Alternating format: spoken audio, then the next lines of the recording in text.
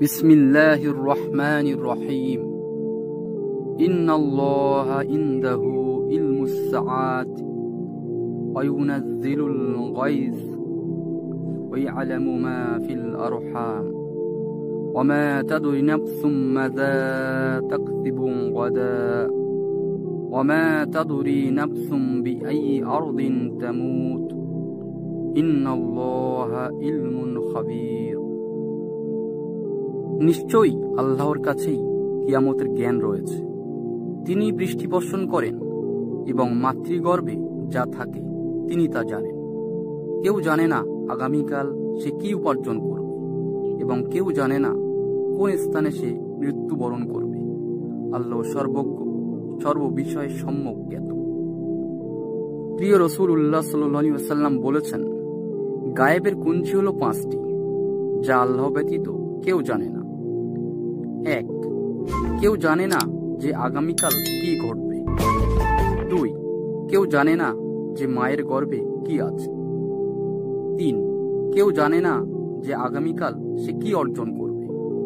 4. কেউ জানে না যে সে কোথায় মারা যাবে। 5.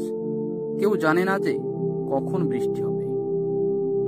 মহাগ্রন্থ আল কুরআন এবং হাদিসের মধ্য থেকে যে অংশটির আজকে আমরা আলোচনা করব সেটি হলো, কেউ জানে না মায়ের গর্ভে কি আছে। আলোচ্য আয়াত ও হাদিসে বলা হয়েছে যে মাতৃগর্ভে যা থাকে আল্লাহই তা জানেন এবং তিনি ছাড়া কেউ জানে না।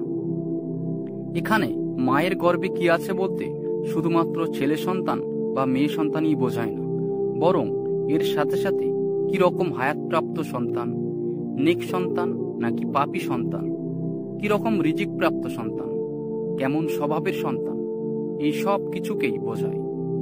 এছাড়া সন্তানটি সুস্থ না সন্তানটি বিকলাঙ্গ সন্তান হবে, দেখতে কেমন হবে, এগুলো এসব বিষয়েরই অন্তর্ভুক্ত।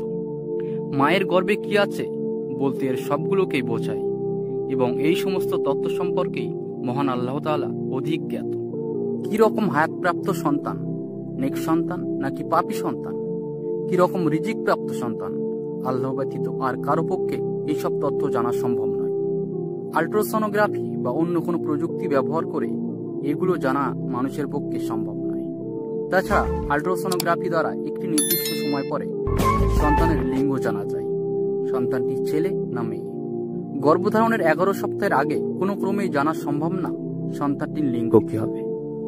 সব থেকে মূল বিষয় যে মহান আল্লাহ কি জানতেন না ভবিষ্যতে আল্ট্রাসোনোগ্রাফি আবিষ্কৃত হবে? নাউজুবিল্লাহ, মহান আল্লাহ তাআলা অবশ্যই জানতেন।